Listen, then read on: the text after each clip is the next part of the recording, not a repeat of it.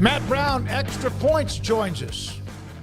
Matt's been talking about a lot of things: college athletics, college business, the House settlement. I mean, my goodness, everything, including the college football, EA Sports, and more. Matt, thank you very much. Big day today.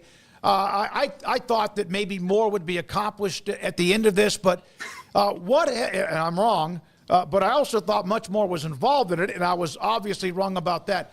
What would you surmise after today's, so far, what's been done?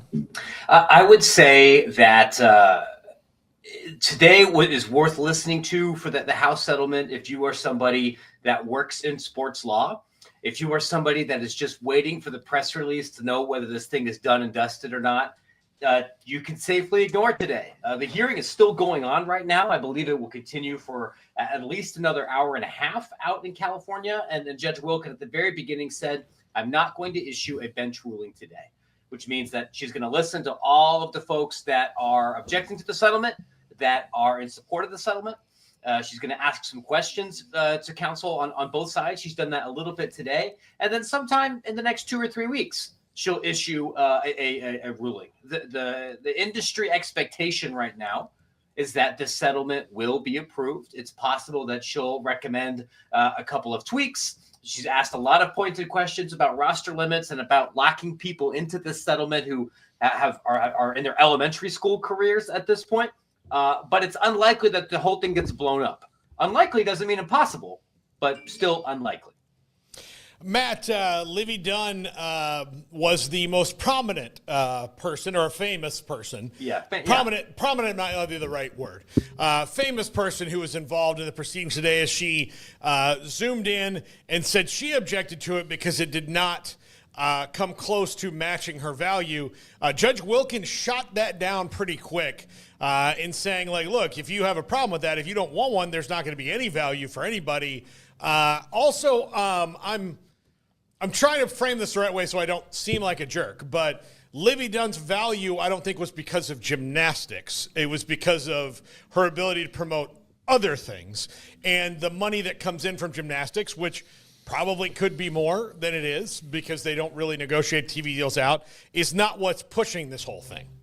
Well, I think it's a little bit of both, right? What Dunn is saying is I lost out on value because I was not able to monetize my NIL throughout all of this career, and her NIL includes not just publicity from being an SEC gymnast, but to your point, all this other stuff. She's a professional influencer, and we had that for other athletes too who missed out on their opportunities to monetize YouTube channels or potentially be involved in Twitch or some other things. And there's a lot of complicated black box math meant to create what the math behind the settlement. And I would probably agree that Ms. Dunn is not typical of the use case for other athletes in this settlement. Her marketability and her reach and her social network as an influencer extends far beyond that of almost every other athlete, women or man, participating in college right now. What you're seeing here, or I guess what we've seen so far in this hearing, is that the judge is really laser focused on antitrust issues with this settlement. There's been multiple people that have raised questions about Title IX, and she said, look, you may very well be right, but that's not what we're here to talk about. We're not here to talk about collective bargaining. We're not here to talk about the math behind this. We're here to talk about concerns over these very specific elements of law. And I think what Ms. Dunn was arguing here earlier, while it may very much have merit, it's not really what the judge wants to talk about today.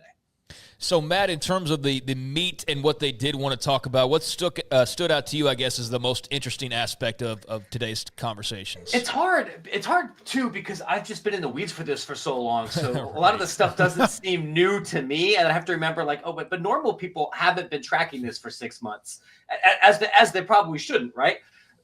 Many of the individuals that are raising objections to this settlement are centered around the experiences of walk-ons and athletes who will be negatively impacted because of roster limits. There's some reason to think that maybe Judge Wilkin has some sympathy for some of these concerns. I know she indicated during the conversation that maybe you could grandfather clause some of these athletes in so they wouldn't be They wouldn't have their collegiate careers interrupted or ended because of something that was completely outside of their control. NCAA counsel was like, we don't want to blow this whole thing up. Who knows, right? But these kind of concerns that athletes weren't involved meaningfully in the math behind any of this, that it'll be very difficult for people to opt out or to organize and sue the NCAA again, years beyond this settlement. Those are all things that the judge has to consider here. I think you can make a compelling argument that this should be struck down for antitrust reasons, but we got a judge in their 70s. He's about ready to retire. I think that everyone here is looking for a way to get to yes and get to the next lawsuit, which will be somebody else's problem, rather than blowing this whole thing up right now.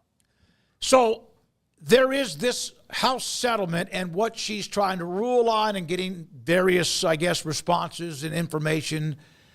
But how much of what maybe we thought was a part of this is actually not a part of this?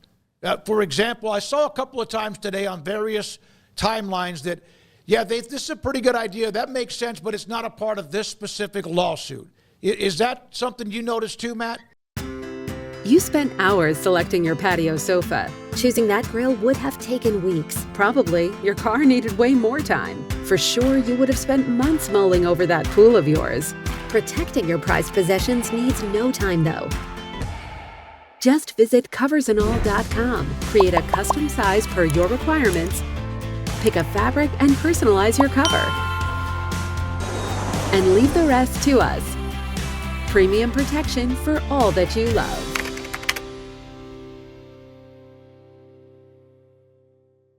Yeah, there is something here, and whether it's talking with me or with other attorneys or any other news story about this whole thing, you're going to have people point to and say, well, we really should have a collective bargaining agreement. We should have an actual CBA. Maybe some of these athletes should be defined as employees. And we can negotiate this like every other union does with every other professional sports. And then, by God, you have actual enforceable rules. Judge Wilkin may agree with that. Lots of people may agree with that, but that's outside the scope of this particular lawsuit. What the judge is saying here is like, we can't create a CBA because CBAs require a union, which requires employee status, which is outside the scope of what we can talk about. We could just talk about this particular settlement. And it's easy to see how that would expand to many other things. Yeah, she did mention a CBA. It was not almost in passing, like a lot of these problems would be solved by this. Then to say what you just said of, well, but that's not what we're doing here. So, as a shot across the bow to the NCAA of like, hey, all these things that we're talking about here could have saved us our time. But no, let's deal with the matter at hand. So, do you think ultimately this ends in tweaks here, tweaks there, and then not a complete back to the drawing board thing? She mentioned grandfathering in roster limits and things like that, to where this isn't a hit the ground running thing. It's more of a let's figure out what this is and what this means for the short term, and then let's figure out a plan for the long term. My best guess is that this particular litigation ends with the settlement mostly being approved or being approved completely the way it's drawn up right now. You're right. There may be some room for a couple of other small tweaks. That closes this chapter of the whole what the hell are we going to do with college sports saga. We will then, I think, pretty quickly move into the next chapter. And that will be other people suing over this particular settlement, whether that's on antitrust or Title IX grounds, or moving to Congress, where some lawmakers will look to try to put part of this settlement into federal law. And I think you're going to see a revisiting, particularly in the Senate, particularly with your hometown senator, Mr. Cruz, about trying to get some more headway on a national bill. There's a lot of college sports leaders and administrators who are heading down to D.C. right after the men's championship game here to talk about this exact thing. I know you and we've discussed the potential college bill for the last 3 years, and mostly it hasn't gone anywhere. This time it's a little bit different because Republicans are in charge of everything. So it's easier to get something done. But as you know, maybe we'll get to this, maybe not. It's a bunch of other things on fire right now, too. So this might not be the thing that gets the most interest from lawmakers at the moment. Matt, if there was a wave the magic wand, let's settle all of this, get all of it over with, and let's move on to just being sports fans again. Is there something like that actually out there? Would it be the government intervention for I know it's unlikely, but is there a magic wand anywhere in this to be found? I if there is, I don't know about it. And friends, I wish I did, because I think that would be a great way to convince more people to pay for subscriptions to this newsletter. Like, I have solved the problem. I haven't.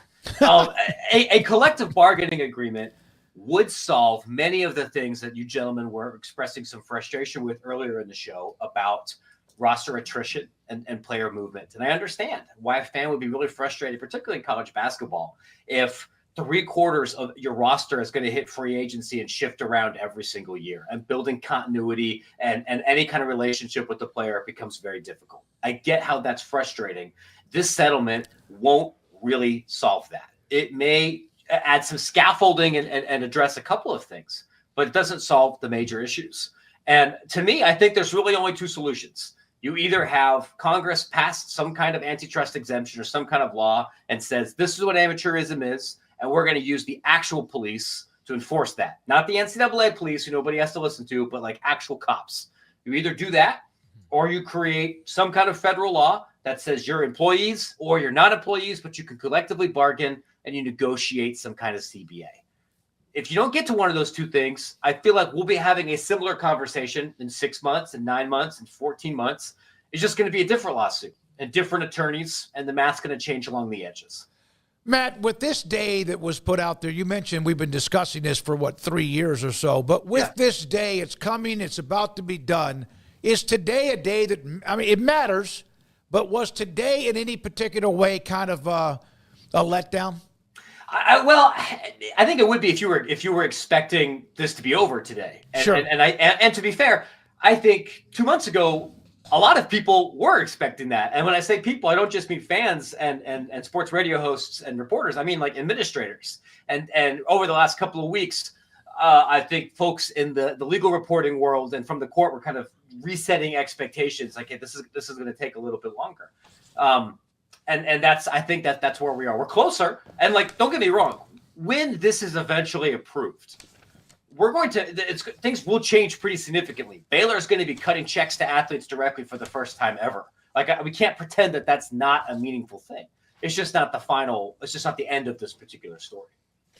Matt, you and I, we might need to do a side version of this with you and me talking about how the priorities of Congress work so that people can understand. I think that's the funniest thing about all this is that people do think that Congress, all 435, 37 of whatever it is, they're interested in this. Nah, mostly Ted Cruz and Cory Booker. It's 2, 3, 4 senators.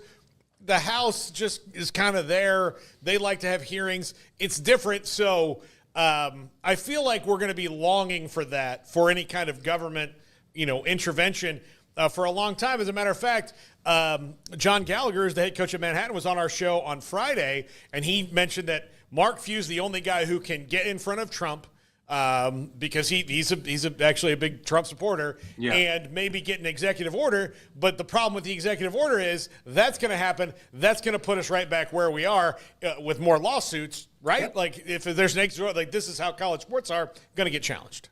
It's true. And I, setting aside partisan stuff here for a second and just trying to look at this as straight ahead as possible. You're right. Most members of Congress are not big sports fans. The kind of people that go to Harvard and Yale and raise the kind of money that these guys do, there's not a complete overlap with your tailgating crew. There are exceptions. There are some people that played college sports, and there's some people that are deeply passionate about it.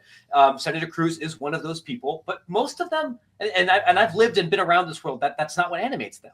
And there's lots of issues that only animate a small number of lawmakers that still become law or still get passed along. But that's because there are folks that are single issue voters on this specific thing, or gigantic donors that are throwing money at this very specific thing. And we don't really have that in college sports right now. There aren't a block of voters that are like, if we don't get an antitrust exemption, I'm voting for the other guy. That's not really a thing. So these are the issues that are easy to ignore, especially when you've got potential trade wars, when you've got the stock market on fire, when you've got gigantic immigration changes and everything. And maybe it isn't even so bad, because I can tell you, as somebody that I think you guys would probably agree, I know more about how the business of college sports works than the average bear. This has been my beat for the last decade. I've listened to a lot of congressional hearings from people with JDs from schools I would have never possibly gotten into. make it very clear they have no idea how any of this works. Not a Republican or a Democrat thing, just that like these are folks that don't follow this industry, and they're the ones that are going to be passing regulations on it. I am concerned about that, and I think that's a reasonable concern now for anybody that has to point to Congress as the potential way out here, is that the folks listening to this show probably have a better idea about how college sports actually works than many of the members of Congress that you're going to have to depend on to fix this. And I don't think that's a winning combination. I would say if you need clarification that not even in the Senate, go back and listen to the Cal board talk about the UCLA exit fee and how confused many of the academics, people who are like trying to split atoms, are like, so what's this now? Why am I here? Can they just give us money and I can go back to splitting the friggin' atom? Yeah. Like, please let me leave. That's, I think, almost one of the original sins of how college sports works right now, because the people that decide conference affiliation, that build NCAA bylaws, that build the whole administrative superstructure of what we're talking about are university presidents. And I don't know how many university presidents you guys have interviewed or have gotten to know. I've gotten to know some of them. A lot of them are geniuses, exceptionally accomplished individuals who start in a field of study that has nothing to do with sports. And when you get this job at Texas Tech or Baylor or BYU or anywhere else, sports are not the reason you get hired, but they can be the reason you get fired. And when this isn't your full-time focus and what you're really trying to do is get a new medical center built or lobby for some other kind of research money or any of these other things that folks are trying to do, and now suddenly you're talking about the transfer portal, yeah, you're going to end up with poor governance. And that's, I think, where we've been on a lot of different levels. We're not listening as much to the people that are in the weeds, which tend to be ADs, SWAs, coaches, and other people within the industry. Matt, one more thing from me. We had Chris Kleiman on about a week ago, and he was talking about how the 105 roster limit, how they depend, everybody does, but how K-State has done a great job when it comes with the walk-on program and finding – and there's guys are going to be let go. Players, whatever sport, are going to be let go. He did not know whether or not there would be an injured reserve, players who get hurt during the spring. He did not know if there was going to be a practice squad. He did not know what was going to happen to these young men or women. But I did notice today that the judge mentioned quite a bit of phasing in for roster limits. Is that so not everything cut and dried whenever this ruling comes down, and it might take a little bit longer, and some athletes might be in the game a little bit longer than we thought? I think that would be my hope personally. And I think I'm speaking for many, many other FBS coaches. I think that would be sensible. That would be humane. And that would not be a tweak that, in my view, would blow up the structure of this settlement. We'll see what the judge ends up pushing for. But you're describing what is keeping so many coaches across many sports up at night right now. And K-State's a great example, because throughout the Big 12, whether that's K-State, whether that's Iowa State, Nebraska was like this, a little bit less so now in the Big 10, but when they were kind of kicking everybody's butt through a walk-on program. And it's important, not just because you might find a backup left tackle or somebody who ends up playing special teams that way, but it's critical for establishing team culture. Coaches love having a bunch of guys who played 6-man or 9-man football or something and are just begging to get a spot, juxtaposed to these 4 and 5 stars who think they have everything made. When you see somebody puking in a bucket because being on this team is the most important thing to them in their whole lives, that encourages you to keep running yourself. When you get rid of those guys, beyond knowing if you're going to have an injured reserve or not, which is a meaningful question, it becomes more difficult to build a culture that transcends being transactional, which is what so much of college basketball and some of these other sports have become. I hope that's where it goes. It stinks because some coaches have already started cutting people because you feel like, I can't make this decision in August. The most humane thing to do would be to give somebody the most time possible to find another school. You change the rules. Can you bring some of those guys back? I don't know. It's all messy policymaking. It's amazing that the guy that runs his program and the roster doesn't know exactly what he can do with some of the roster. Not against Chris Kleiman, but because of the fact the rules are so weird, or at least not any. Matt, aren't you just looking forward to getting back to video game coverage? Yeah. Man, the sick irony about this whole thing, right, is I started my career thinking I was going to be an attorney. And I interned in the Ohio Attorney General's office, and they put me in the antitrust division. And I did that for 4 months. And I just remember thinking, this is the most boring thing in the entire world. If I have to do document review for antitrust, forget it. I'm not going to law school. We're going to switch to football. And now, what am I doing for a living? Mostly writing about antitrust these days. Yeah. I'd much rather get back to the PlayStation. Well, we would too. Believe me, we absolutely would too. Thank you, Matt. Appreciate your knowledge. My Matt pleasure. Brown, Thanks, fellas. Extra points with us, trying to summarize a lot of what happened today. It's still, I think he said, it's going on for another maybe 45 minutes to an hour. The House settlement hearing and what it might lead to. What will be the next step? What will the judge recommend? Clarification or whatever it might be.